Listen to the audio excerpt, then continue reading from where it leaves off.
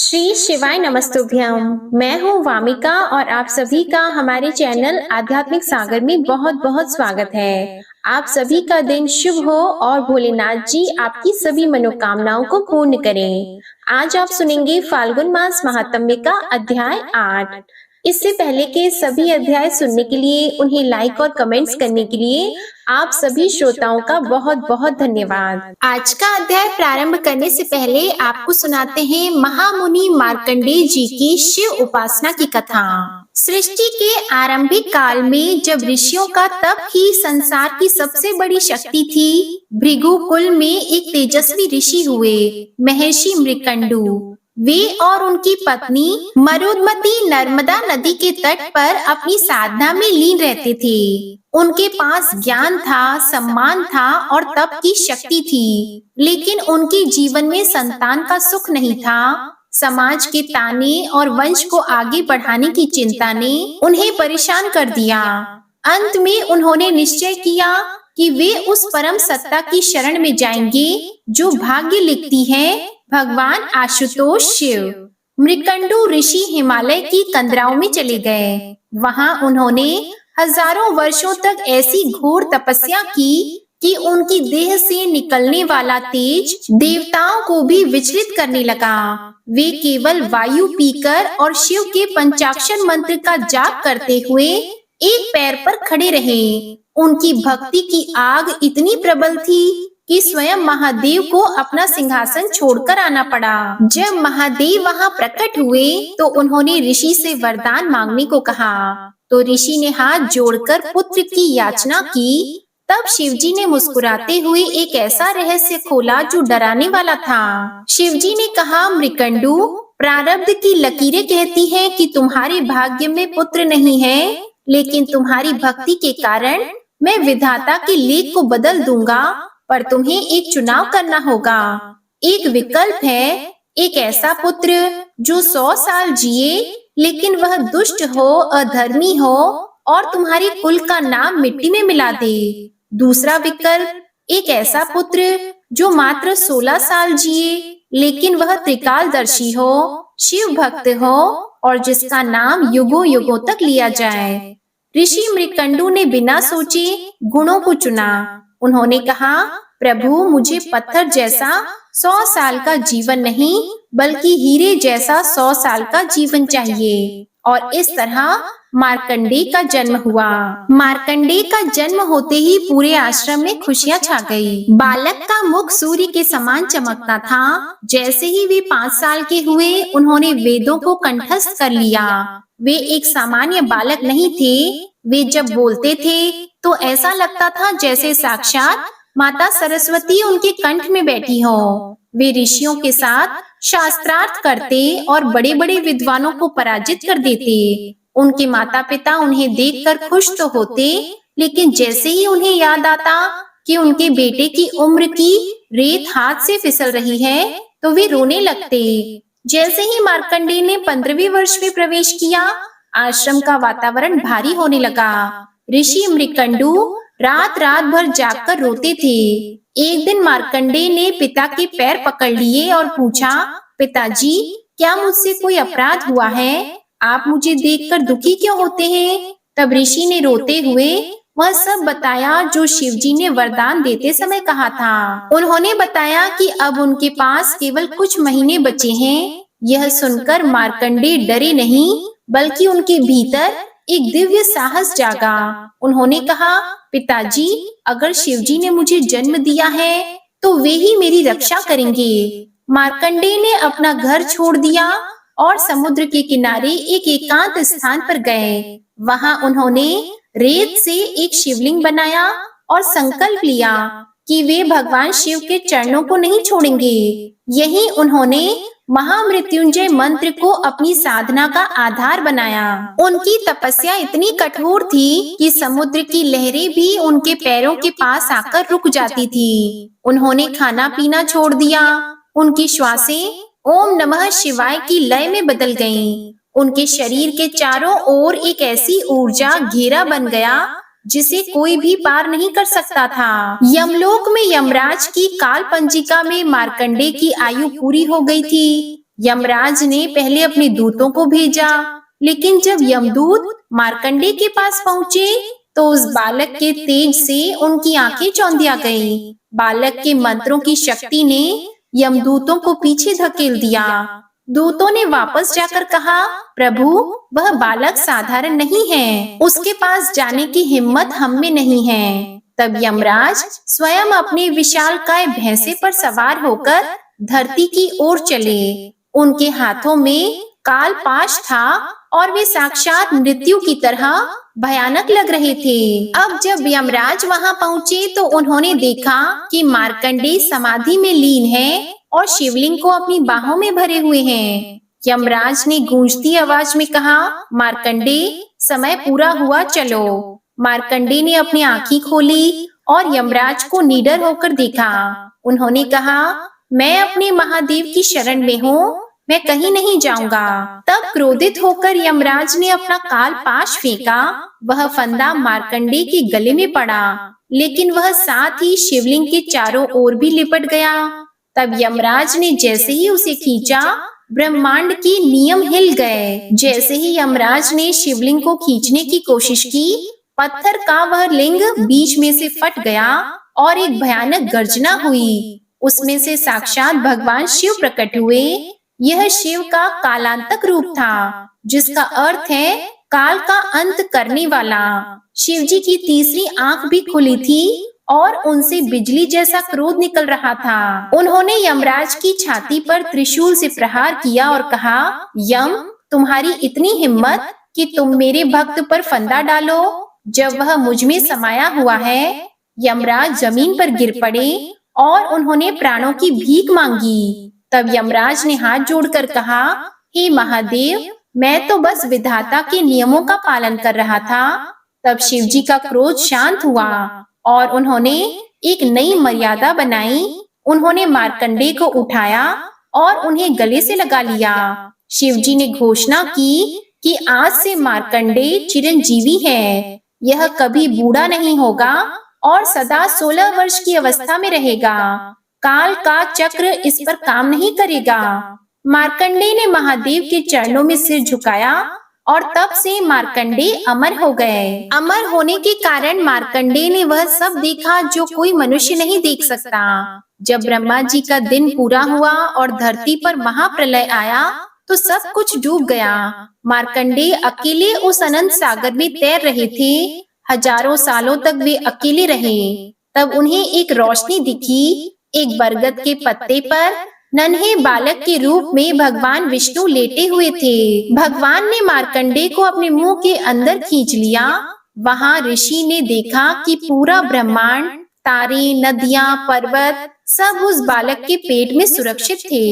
यह देखकर मार्कंडे का सारा मोह खत्म हो गया और जब प्रलय खत्म हुई और नई सृष्टि शुरू हुई तो मार्कंडे ऋषि को पुराण पुरुष कहा गया।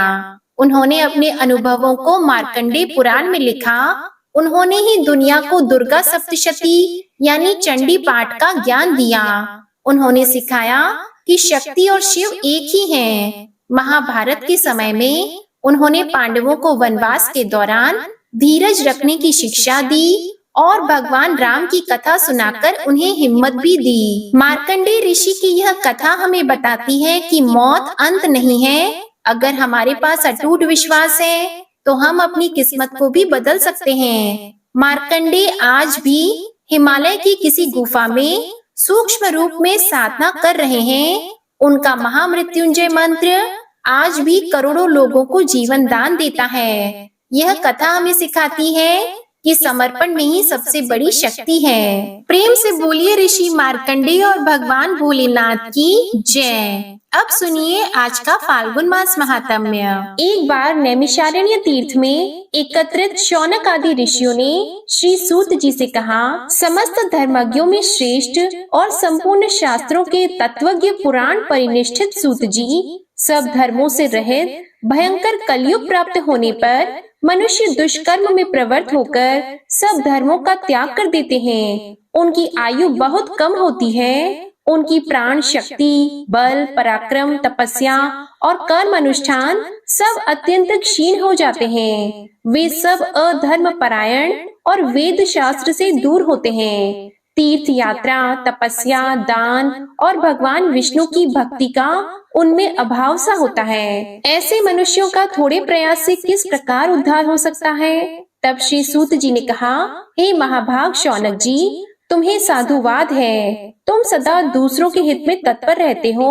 भगवान विष्णु की भक्ति में आसक्त होने के कारण तुम्हारे मन का मल धुल गया है। संसार में साधु पुरुषों का संग दुर्लभ है। वह देह अभिमानी अजितात्मा पुरुषों की संचित पाप राशि को हर लेता है और अधिक पुण्य के कारण उन्हें उत्तम गति प्रदान करता है। तीनों लोकों के मनुष्यों के लिए सत्संग दुर्लभ है। वह कर्म पाश से पीड़ित मनुष्यों की आंतरिक बंधन को दूर करता है। बहुत कम बोलने वाले और एकमात्र भगवान का भजन करने वाले लोगों को उच्च पद प्रदान करता है और जन्म मृत्यु के चक्र से थके हुए मानवों को चिर विश्राम की प्राप्ति कराने का कारण होता है। शौनक जी, यही प्रश्न पूर्व काल में परम सुंदर कैलाश पर्वत के शिखर पर श्रोता ऋषियों के सामने सत्पुरुषों का कल्याण करने के लिए स्वामी कार्तिकेय जी ने भगवान शंकर के आगे उपस्थित किया था।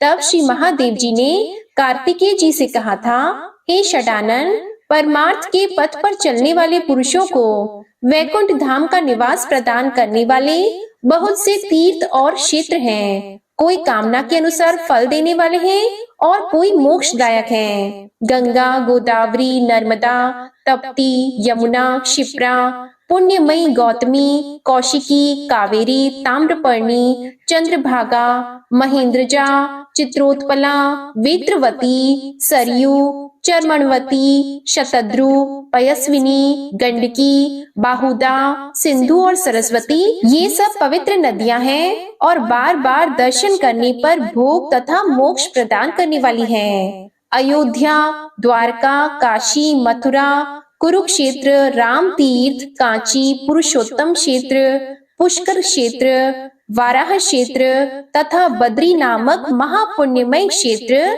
जो सब मनोरथों का साधक है, ये सभी उत्तम तीर्थ हैं। मुक्ति की एक साधन अयोध्यापुरी का विधि पूर्वक दर्शन करके मनुष्य सब पापों से मुक्त होकर भगवान विष्णु के धाम में जाते हैं। तरह तरह से भगवान विष्णु की सेवा पूर्वक पूजन, नृत्य और कीर्तन करने वाले पुरुष घर त्याग कर श्री हरि का चिंतन करने से घर की आसक्ति और मृत्यु के पराक्रम पर विजय पा जाते हैं। द्वारका में साक्षात भगवान श्री हरि विराजमान हैं। वे अपने निवास मंदिर को कभी नहीं छोड़ते।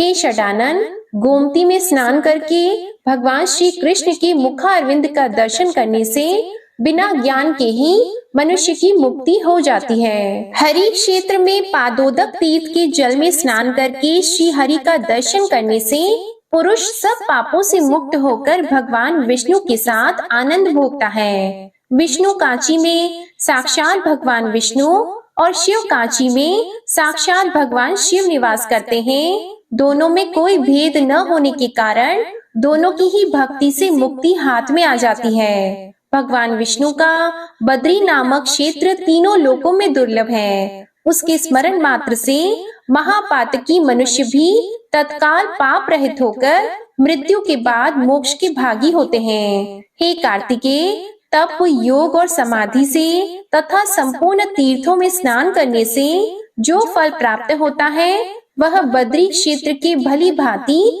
दर्शन मात्र से मिल जाता है। तब भगवान स्कंद ने पूछा, यह क्षेत्र कैसे उत्पन्न हुआ?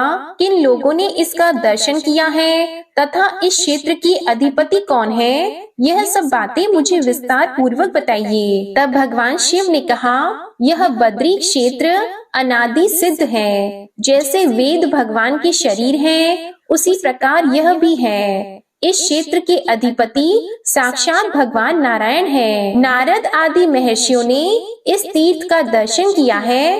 काशी में श्री पर्वत के शिखर पर तथा कैलाश में पार्वती सहित मेरी जैसी प्रीति है, उससे अनंत गुनी अधिक बद्री क्षेत्र में है। अन्य तीर्थों में स्वधर्म का विधि पूर्वक पालन करते हुए मृत्यु होने से मुक्ति होती है, परंतु बद्री क्षेत्र के दर्शन मात्र से ही मुक्ति मनुष्यों के हाथ में आ जाती है। जहाँ भगवान नारायण के चरणों का सानिध्य है, जहाँ साक्षात अग्नि देव का निवास है और केदार रूप से मेरा लिंग प्रतिष्ठित है, वह सब बद्री क्षेत्र के अंतर्गत है। केदार के दर्शन, स्पर्श तथा भक्ति भाव से पूजन करने पर कोटि कोटि जन्मों का पाप तत्काल भस्म हो जाता है। उस क्षेत्र में विशेषतः मैं अपनी संपूर्ण कला से स्थित रहता हूँ। पूर्व काल में नैष्ठिक ब्रह्मचर्य का पालन करने वाले ऋषियों का समुदाय प्रयाग में एकत्र हुआ था, जहाँ भगवती गंगा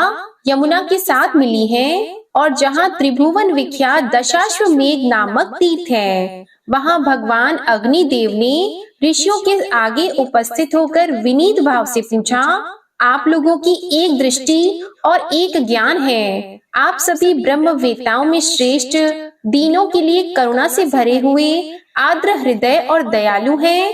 आप लोगों को यहाँ उपस्थित देखकर मैं पूछता हूँ, सब प्रकार की दूषित वस्तुओं के भक्षण जनक पातक से मेरा अंतःकरण लिप्त हो गया है। ब्रह्मज्ञानियों, बताइए मेरा उद्धार कैसे होगा?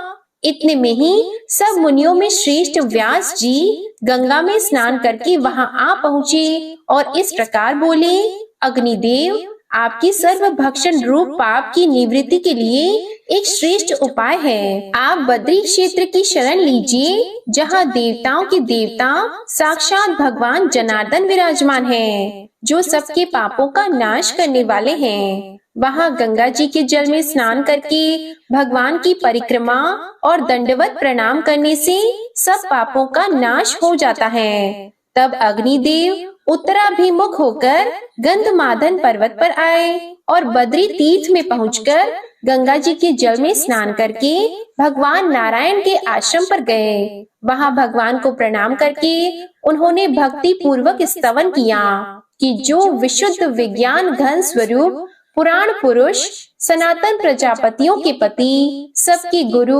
एक होते हुए भी अनेक रूपों को धारण करने वाले और संपूर्ण जगत के एकमात्र स्वामी, शेषनाग की शैया पर शयन करने वाले उन शुद्ध बुद्धि नारायण को मैं नमस्कार करता हूँ, जो अपनी मायामयी शक्ति का आश्रय लेकर संसार की सृष्टि करने के उद्देश्य से रजोगुण से युक्त ब्रह्मा का रूप धारण करते हैं, सत्व गुण से युक्त होकर इस जगत की रक्षा में कारण बनते हैं और तमोगुण से संयुक्त होकर इस विश्व के भयंकर संहारकारी रुद्र बने हुए हैं। उन त्रिविध रूपधारी भगवान की मैं स्तुति करता हूँ। इस प्रकार स्तुति किए जाने पर सर्व अंतर्यामी भगवान नारायण प्रसन्न होकर पवित्रता की इच्छा रखने वाले अग्निदेव से मधुर वाणी में बोले, हे अनग, तुम्हारा कल्याण हो। तुम कोई वर मांगो, मैं तुम्हें वर देने के लिए आया हूँ। मैं तुम्हारी इस स्तुति और विनय से बहुत प्रसन्न हूँ। यह सुनकर अग्निदेव बोले, प्रभु, मैं जिस उद्देश्य से आया हूँ वह सब आपको ज्ञात है, तथापि मैं कहता हूँ और इस रूप में आप जगदीश्वर की आज्ञा का पालन करता हूँ। मुझे सर्वभक्षी तो होना ही पड़ता है, किंतु मेरे इस दोष का निवारण कैसे हो, यही सोचकर मुझे अत्यंत भय हो रहा है। तब भगवान नारायण ने कहा, इस क्षेत्र का दर्शन करने मात्र से किसी भी प्राणी का पाप नहीं रह जाता। मेरे प्रसाद से तुम में कभी पातक का संपर्क नहीं होगा। तब से लेकर सब दोषों से रहित भूत आत्मा अग्निदेव यहाँ अपनी कला से विराजमान है। जो प्रातः काल उठकर पवित्र भाव से इस प्रसंग को सुनता और सुनाता है, वह निश्चय ही अग्नि तीर्थ में स्नान करने का फल पाता है। श्री महादेव जी कार्तिकेय जी से कहते हैं, हे स्कंद, जो महापातकी और अति पातकी हैं, वे भी अग्नि तीर्थ में स्नान करने मात्र से पवित्र हो जाते हैं। जैसे अत्यंत मलिन सोना आग में तपाने से शुद्ध होता है, उसी प्रकार देहधारी प्राणी अग्नि तीर्थ में आकर पाप मुक्त हो जाता है। जो 5 प्रकार की महापातक करने वाले हैं, वे भी इस तीर्थ में स्नान करके प्राणायाम और जप करने से शुद्ध हो जाते हैं, ऐसा मेरा मानना है। यहाँ जो 5 शिलाएं हैं, उनमें सदा भगवान विष्णु की स्थिति है। वहीं पर सब पापों का नाश करने वाला अग्नि तीर्थ है। तब स्कंद भगवान ने पूछा, पिताजी, वहाँ कैसी 5 शिलाएं हैं और किसने उनका निर्माण किया है? ये सब बातें पूर्णतः बताने की कृपा करें। तब भगवान शिव ने कहा, बेटा, वहाँ नारदी, नारसिंही, वाराही, गारुड़ी और मार्कंडेयी, ये 5 शिलाएं विख्यात हैं, जो संपूर्ण मनोरथों की सिद्धि करने वाली हैं। एक समय भगवान नारद ने एक शिला पर बैठकर वायु पीकर रहते हुए महाविष्णु का दर्शन करने के लिए अत्यंत कठोर तपस्या की। वे 60,000 वर्षों तक वृक्ष की भांति स्थिर भाव से उस शिला पर विराजमान रहे। इसके बाद भगवान विष्णु ब्राह्मण का रूप धारण करके कृपा पूर्वक उनके सामने गए और उन मुनि श्रेष्ठ नारद से इस प्रकार बोले, मुनि, बताओ तुम क्या चाहते हो? तब नारद जी ने कहा, आप कौन हैं? इस निर्जन वन में आपके दर्शन से मेरे मन में बड़ी प्रसन्नता हो रही है। नारद जी के ऐसा कहने पर भगवान विष्णु ने कृपा करके उन्हें अपने दिव्य स्वरूप का दर्शन कराया। उनके हाथों में शंख, चक्र, गदा आदि आयुध शोभा पा रहे थे। वे पीतांबर से सुशोभित और कमलों की माला से विभूषित थे। लक्ष्मी का निर्मल निवास भूत भगवान का वक्ष श्री वत्स चिन्ह तथा कौस्तुभ मणि की प्रभा से प्रकाशमान था। सुनंद आदि पार्षद भगवान जनार्दन की स्तुति कर रहे थे। उन्हें देखकर नारद जी के शरीर में नए प्राण से आ गए। वे सहसा खड़े हो गए और हाथ जोड़कर बार बार नमस्कार करते हुए जगदीश्वरों के भी ईश्वर श्री विष्णु की स्तुति करने लगे, जो सबके साक्षी और संपूर्ण जगत के अधीश्वर हैं, जिन्होंने भक्तों की इच्छा से दिव्य देह धारण किया है, जो शरणागतों के लिए दया की महासागर है। वे पावन दिव्य मूर्तिधारी भगवान श्री हरि मुझ पर प्रसन्न हो, जो संपूर्ण जगत के हित के लिए और साधु पुरुषों के मन को संतुष्ट और उनका कल्याण करने के लिए शीघ्र ही अपनी उत्तम कलाओं के द्वारा दिव्य देह धारण कर प्रसन्नता पूर्वक दिव्य लीला और हास्यपूर्ण दृष्टि प्रकट करते हैं। सत्व गुण का समुदाय ही जिनका स्वरूप है, वे भगवान विष्णु मुझ पर प्रसन्न हो। हे जनार्दन, आज आपके दर्शन से मेरा जीवन धन्य हो गया। मेरी तपस्या फलवती हुई और मेरा ज्ञान भी सफल हो गया। तब भगवान श्री नारायण बोले, नारद, तुम्हारी इस तपस्या और स्तुति से मैं प्रसन्न हूँ। तीनों लोकों में तुमसे बढ़कर दूसरा मेरा भक्त नहीं है। तुम्हारा कल्याण हो, तुम कोई वर मांगो। तब नारद जी ने कहा, देव, यदि आप मुझे वर देते हैं तो एक तो अपने चरण कमलों में अविचल भक्ति दीजिए। मेरी शिला के समीप रहना आप कभी न छोड़िए, यह दूसरा वर है। और मेरे इस तीर्थ के दर्शन, स्पर्श, स्नान और आचमन करने वाला मनुष्य पुनः संसार में शरीर न धारण करे, यह मेरा तीसरा वर है। तब श्री भगवान बोले, एवं अस्तु, मैं तुम्हारे स्नेहवश समस्त चराचर जीवों को मुक्ति देने के लिए तुम्हारे तीर्थ में निवास करूंगा। ऐसा कहकर भगवान विष्णु वहीं अंतर ध्यान हो गए। इसके बाद नारद जी भी कुछ दिनों तक बद्री क्षेत्र में निवास करके मथुरापुरी को चले गए। भगवान स्कंद ने कहा, भगवान, अब मुझे मार्कंडेय शिला की महिमा बताइए। तब भगवान शिव बोले, पहले त्रेता युग के अंत में मार्कंडेय जी तीर्थ यात्रा का परिश्रम उठाते हुए मथुरा में आए। वहां उन्हें नारद जी का दर्शन हुआ। मार्कंडेय जी ने नारद जी का पूजन और उन्हें प्रणाम किया। तब उन्होंने जहां साक्षात नारायण विद्यमान है, उस बद्री क्षेत्र का महात्म्य इस प्रकार बताया। साधो, बद्री तीर्थ महाक्षेत्र है। वहां भगवान विष्णु का नित्य निवास है। तुम वहीं जाओ, वहां तुम्हें साक्षात श्री हरि का दर्शन होगा। यह सुनकर मार्कंडेय जी को बड़ा विस्मय हुआ। वे विशालपुरी अर्थात बद्रिकाश्रम में आए और वहां स्नान करके शिला पर बैठकर परम उत्तम अष्टाक्षर मंत्र ओम नमो नारायणाय मंत्र का जप करने लगे। 3 रात तक जप करने के बाद भगवान जनार्दन उन पर प्रसन्न हुए और उन्हें शंख, चक्र, गदा, पद्मा और वनमाला आदि से विभूषित स्वरूप का दर्शन कराया। उन्हें देखकर मार्कंडेय जी सहसा उठे और प्रणाम करके प्रेम से गदगद वाणी में उनकी स्तुति करने लगे। मार्कंडेय जी बोले, परमेश्वर, इस अशाश्वत संसार में आपके युगल चरणाविंद ही सार हैं। संसारी मनुष्यों को उद्धार कैसे हो?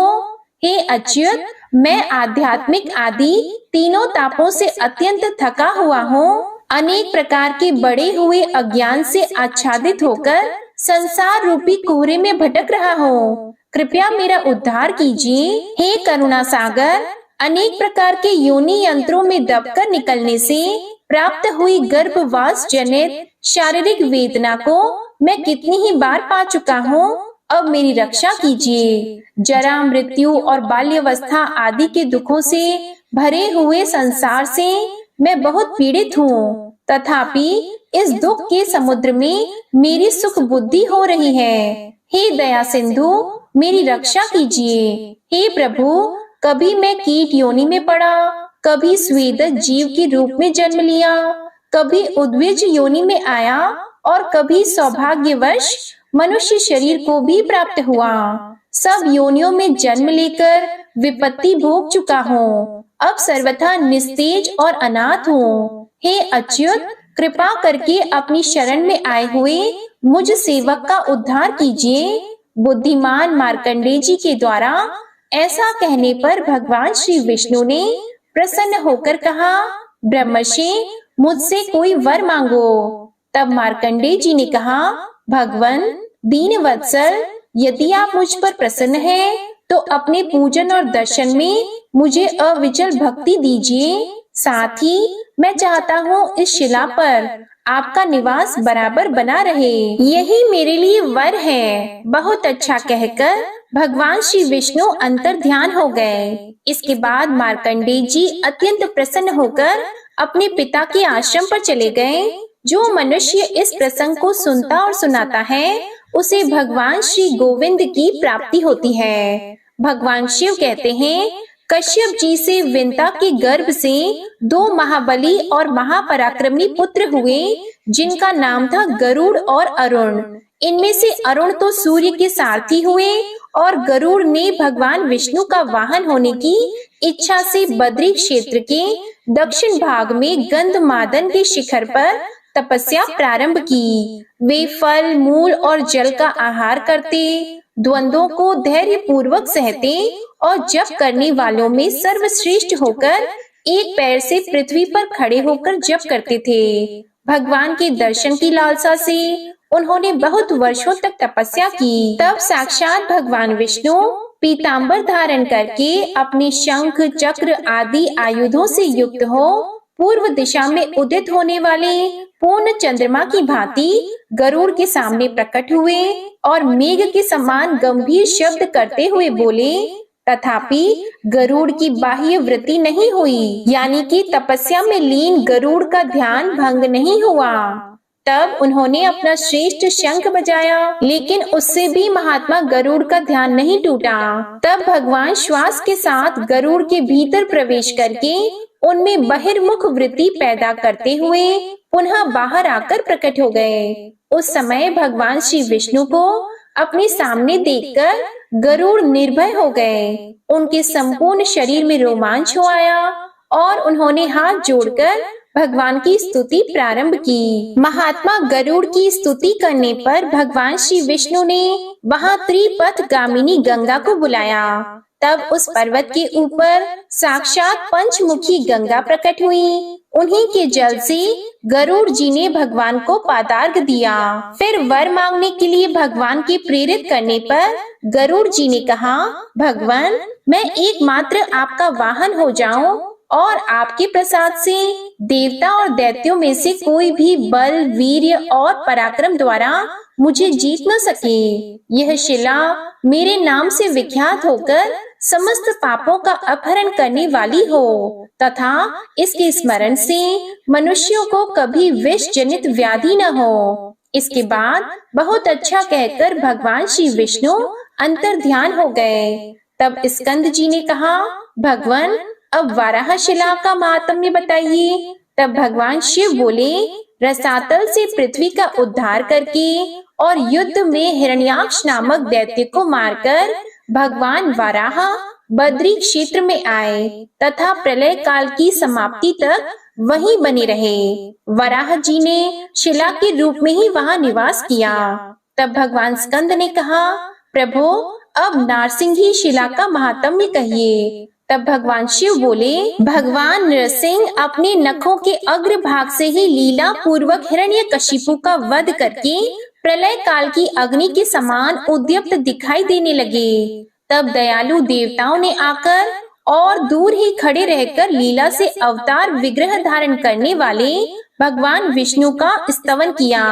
तब अपने तेज से समस्त देवताओं और असुरों को भी व्याप्त करने वाले भयानक पराक्रमी नरसिंह जी प्रसन्न होकर बोले, देवताओं तुम लोग मुझसे कोई वर मांगो जो तुम्हारी शांति और सुख का एकमात्र साधन हो। उस समय देवताओं के स्वामी ब्रह्मा जी ने कहा, भगवान नरसिंह आपकी यह अत्यंत उग्र रूप समस्त देहधारियों को भयभीत करने वाला है, अतः इसको समेट लीजिए। उनकी प्रार्थना के अनुसार दिव्य रूप धारण करके भगवान ने फिर कहा, देवताओं मैं तुम पर प्रसन्न हूँ, बोलो तुम्हारा कौन सा कार्य करूं? तब देवता बोले, हमारा अभीष्ट वर यही है कि आप मन को प्रसन्न करने वाले परम शांत चतुर्भुज रूप से ही हमें दर्शन दिया करें। तब भगवान उन्हें दिव्य दृष्टि से देखकर विशालपुरी अर्थात बद्रिकाश्रम को चले गए। इसके बाद देवताओं का भय शांत हो गया और उन्होंने जल के मध्य में विराजमान भगवान विष्णु का दर्शन, नमस्कार और परिक्रमा करके उन्हीं में अपना मन लगाकर अपने अपने लोक को प्रस्थान कर गए। इसके बाद अतिशय भक्ति भार से नम्र तपस्वी ऋषि आए और अत्यंत अद्भुत पराक्रम वाले भगवान नरसिंह का दर्शन करके उनकी इस प्रकार स्तुति करने लगे, हे संपूर्ण विश्व के स्वामी जगदीश्वर, आपको नमस्कार है, नमस्कार है। विश्व को अभय प्रदान करने वाले विश्व मूर्ति आप कृपा के समुद्र हैं। आपके चरण कमल सेवन करने योग्य तीर्थ रूप हैं। हे लक्ष्मीपति हम पर दया कीजिए।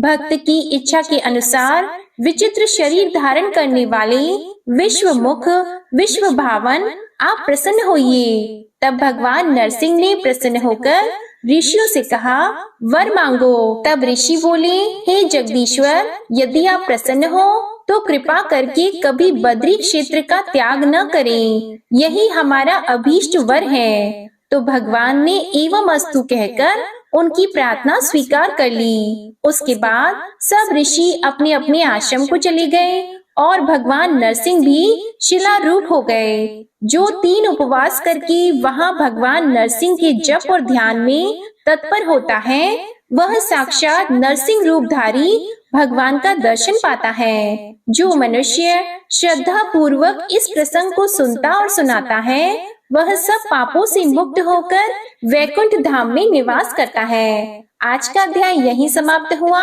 इसके आगे का वर्णन आप अगले अध्याय में सुनेंगे। अब आप सुनिए श्री शिव चालीसा पाठ। श्री गणेश गिरिजा सुवन मंगल मूल सुजान, कहत अयोध्या दास तुम देहु अभय वरदान। जय गिरिजापति दीन दयाला, सदा करत संतन प्रतिपाला।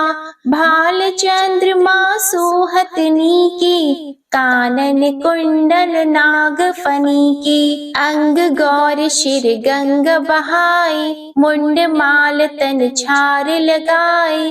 वस्त्र खाल बागंबर सोहे, छवि को देख नाग मुनि मोहे। मैना मातु की है दुलारी, बाम अंग सोहत छवि न्यारी।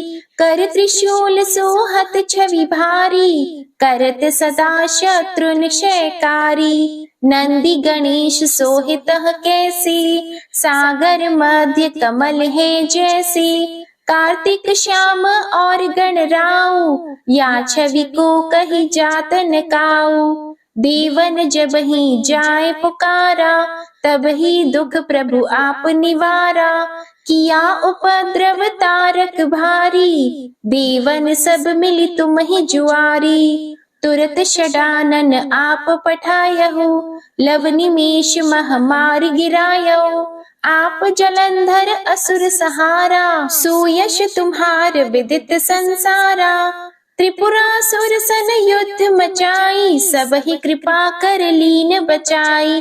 किया तपहि भागीरथ भारी, पूरब प्रतिज्ञा तसु पुरारी। दानिन मह तुम सम को नाही, सेवक स्तुति करत सदाही। वेद नाम महिमा तव गाई, अकथ अनादि भेद नहीं पाई। प्रगट उदधि मंथन में ज्वाला, जरे सुरासुर भय विहाला। कीन्ह दया तह करी सहाई, नीलकंठ तब नाम कहाई। पूजन रामचंद्र जब कीन्हा, जीत के लंक विभीषण दीन्हा। सहस कमल में हो रहे धारी, कीन्ह परीक्षा तब ही पुरारी। एक कमल प्रभु राखे जोई, कमल नयन पूजन चह सोई। कठिन भक्ति देखी प्रभु शंकर, भय प्रसन्न दिए इच्छित वर। जय जय जय अनंत अविनाशी, करत कृपा सबके घटवासी। दुष्ट सकल नित मोहि सतावे, भ्रमत रहे मोहि चैन न आवे। त्राहि त्राहि मैं नाथ पुकारो, यही अवसर मोहि आन उबारो। ले त्रिशूल शत्रुन को मारो, संकट से मोहि आन उबारो। मातु पिता भ्राता सब कोई, संकट में पूछत नहीं कोई। स्वामी एक है आस तुम्हारी, आय हरहु अब संकट भारी। धन निर्धन को देत सदाही, जो कोई जाची वो फल पाही। अस्तुति के ही विधि करो तुम्हारी, क्षमहु नाथ अब चूक हमारी। शंकर हो संकट के नाशन, मंगल कारण विघ्न विनाशन। योगी यति मुनि ध्यान लगावी, नारद शारद शीश नवावी। नमो नमो जय नमो शिवाय, सुर ब्रह्मादिक पारन पाए। जो यह पाठ करे मन लाई, तापार होत है शंभु सहाय। ऋण के हो जो कोई अधिकारी, पाठ करे सो पावन हारी। पुत्रहीन कर इच्छा कोई, निश्चय शिव प्रसाद तेहि होई। पंडित त्रयोदशी को लावे, ध्यान पूर्वक होम करावे। त्रयोदशी व्रत करे हमेशा, तन नहीं ताकि रहे कलेशा। धूप दीप नैवेद्य चढ़ावे, शंकर सम्मुख पाठ सुनावे। जन्म जन्म के पाप नसावे, अंतवास शिवपुर में पावे। कहे अयोध्या आस तुम्हारी, जानी सकल दुख हरहु हमारी। नित नेम कर प्रातः ही, पाठ करो चालीसा। तुम मेरी मनोकामना, पूर्ण करो जगदीश। मगसर छठी हेमंत ऋतु, संवत 64 जान। स्तुति चालीसा शिव ही, पूर्ण कीन कल्याण। शिव चालीसा समाप्त होती है। प्रेम से बोलिए भगवान भोलेनाथ की जय। आपको आज की कथा पसंद आए तो वीडियो को लाइक कीजिएगा, शेयर कीजिएगा, कमेंट में भगवान भोलेनाथ जी की जय लिखिएगा और चैनल को भी सब्सक्राइब कीजिएगा। इसी के साथ आज आप हमारे चैनल पर सोमवार की व्रत कथा भी जरूर सुनिएगा। हर हर महादेव, ओम नमः शिवाय।